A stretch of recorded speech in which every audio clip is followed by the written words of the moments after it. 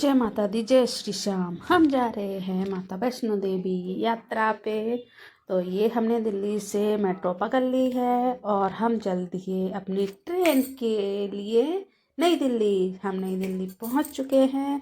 उसके बाद हमने उसमें एंट्री करने के बाद एक दो वीडियो बनाई, सबकी वीडियो बना के अब हम पहुंचेंगे माता वैष्णो देवी के दरबार। रात भर इसी में रहेंगे ट्रेन में और सुबह होते ही हम पहुंच जाएंगे माता के दरबार में। तो अभी सुबह हो गई है और हम लोग उतर रहे हैं।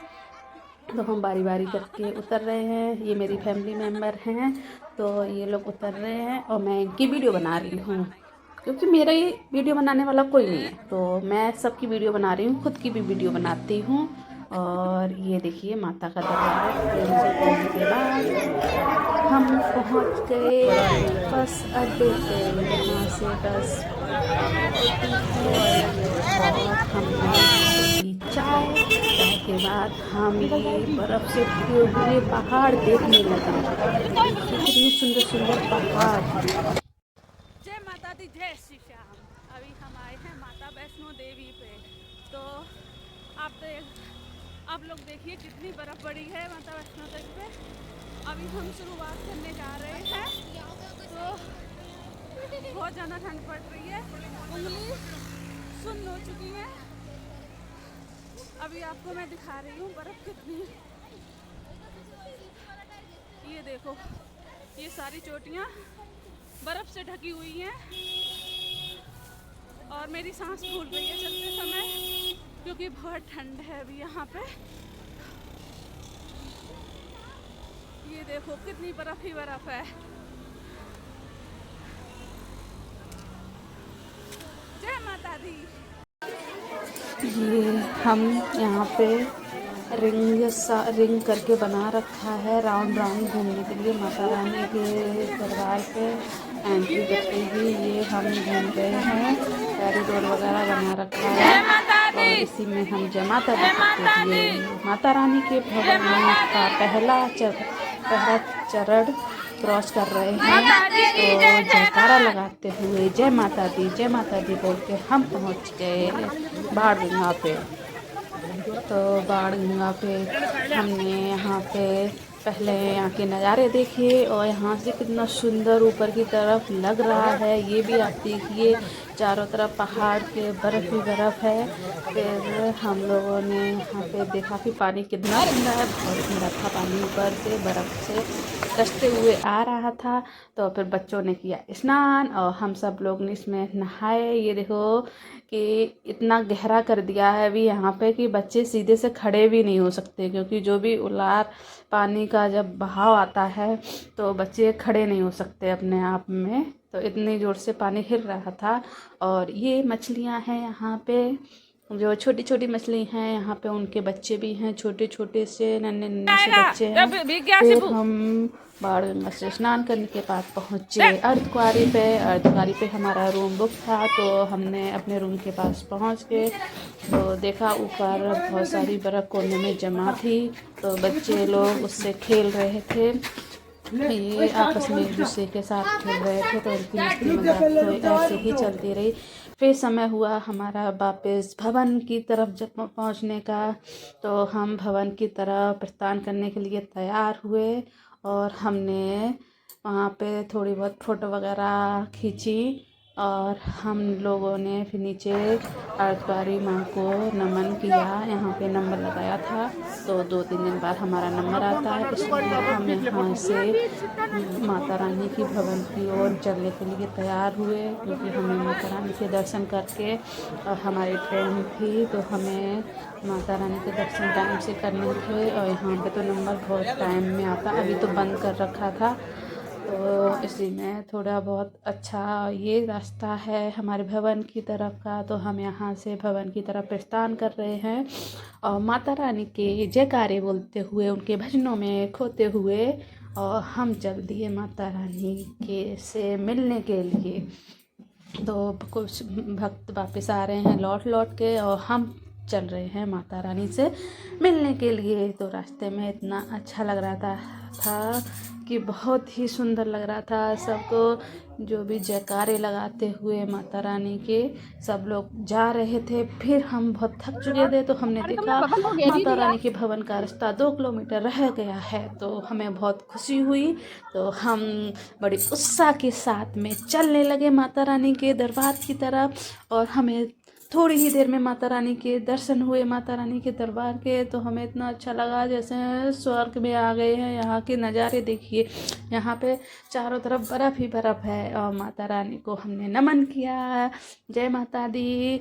और हमने उनसे हाथ जोड़ के प्रणाम किया। और ये मेरे हस्बैंड जी हैं जो माता रानी को नमन कर रहे हैं। और हम दोनों ने एक दूसरे का हाथ थाम के माता रानी को प्रणाम किया। और यही माता रानी हमें अपने के साथ हमेशा आती रहूँ आपके साथ दर्शन करने के लिए। ये मेरे बच्चा है, ये बड़ा बेटा है मेरा जो चल रहा है। हमने माता रानी के दर्शन कर लिए थे, क्योंकि माता रानी के दर्शन करने के लिए तो फ़ोन जमा हो जाता है। इसके बाद मेरा कोई वीडियो नहीं था, आगे बहुत ज़्यादा बर्फ़ ही बर्फ़ थी। फिर ये हमने रोबो बुक कर रखा था। तो हम यहाँ से भैरव बाबा घाटी की तरफ जा रहे थे, क्योंकि सीढ़ियों पे और रास्तों पे बर्फ़ जमी हुई थी, तो उससे जाना तो मुश्किल ही था। और ये ऐसे हालात थे, पूरे ऐसे हालात थे रास्ते में। तो मुश्किल से जो लोग आ रहे थे बहुत मुश्किल से आ रहे थे भैरव बाबा की तरफ।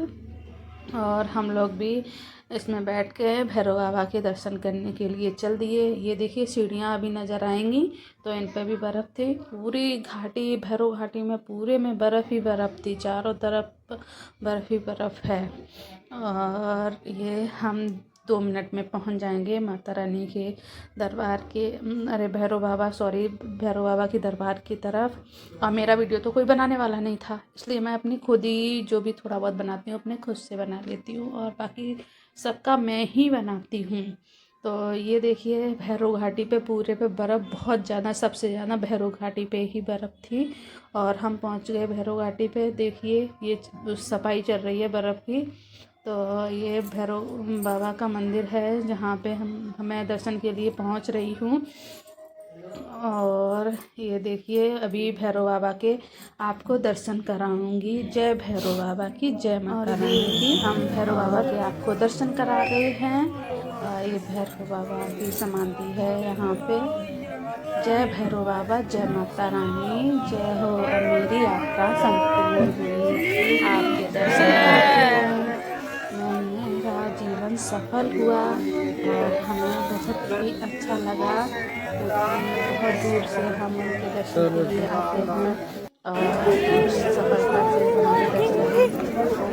और फिर हमने प्रस्थान किया नीचे भवन के, और फिर से जाने का। तो हम पूरा पैर वगैरह सारे ठंडे हो गए थे। जय भैरव बाबा की, बाबा के दर्शन के लिए। देखिए ये सामने जो छत थी भैरव बाबा की, ये भी अभी रोक लगा रखी है, क्योंकि उस पे इतनी ऊंची ऊंची पूरी बर्फ़ पड़ी हुई है कि उससे फिसलने का डर है, नीचे गिरने का भी डर है, तो इसलिए बंद कर रखा था। फिर हम रास्ते में वापस आते समय मैंने एक अपना घर बनाया 4 मंजिल का, क्योंकि हर किसी का सपना होता है कि मेरा एक घर हो। हर किसी का होता है, जिसका पास घर नहीं होता उसका यही सपना होता है कि मेरे पास एक घर हो। ये देखिए रास्ते में मुझे एक पक्षी मिला। ये पक्षी है, पता नहीं कौन है, इनका नाम मुझे पता नहीं है। फिर मैं वापस आते समय, ये मेरे बेटे हैं जो रात में मंदिर मिला था तो उस पर फ़ोटो खिंचा रहा था। और हम वापस चल रहे थे, क्योंकि मेरी अगले दिन की ट्रेन थी। तो और रास्ते में हमारे पास रुकने की कहीं व्यवस्था नहीं थी, जो कि हम बिना उसके कहाँ रुकते। तो हमने सोचा नीचे कटरा में पहुँच के और फिर हम लोग वहीं पे रुकेंगे। तो ये हम चल दिए हैं माता रानी का आशीर्वाद लेके, माता रानी के जयकारे लगाते हुए। फिर हमने प्रस्थान किया नीचे कटरा की तरफ। ये हम ताराकोट मार्ग से जाने वाले हैं। ये ताराकोट मार्ग के वहाँ पे लंगर पड़ता है, तो हमने यहाँ पे लंगर खाया। लंगर खाने के बाद हम चल दिए फिर से। बहुत अच्छा पार्क वगैरह बने हैं ताराकोट मार्ग पे, आराम से बैठने उठने के लिए। अभी ज़्यादा भीड़ नहीं होती है ताराकोट मार्ग पे, पर सुंदर, बहुत ज़्यादा सुंदर है। पर लंबा पड़ जाता है, थोड़ा सा तो लंबा पड़ ही जाता है। तो हम आराम करते हुए उठते बैठते बीच बीच में बैठते हुए, और हम लोग चल दिए आगे की तरफ। जगह जगह पे सुंदर सुंदर से मंदिर वगैरह बने हुए हैं। तो ये मेरे पति देव थक गए थे, तो मैंने इनसे एक गाना गा के बोला कि चलो माता रानी के आशीर्वाद से हम आगे चलने की कोशिश कर रहे हैं।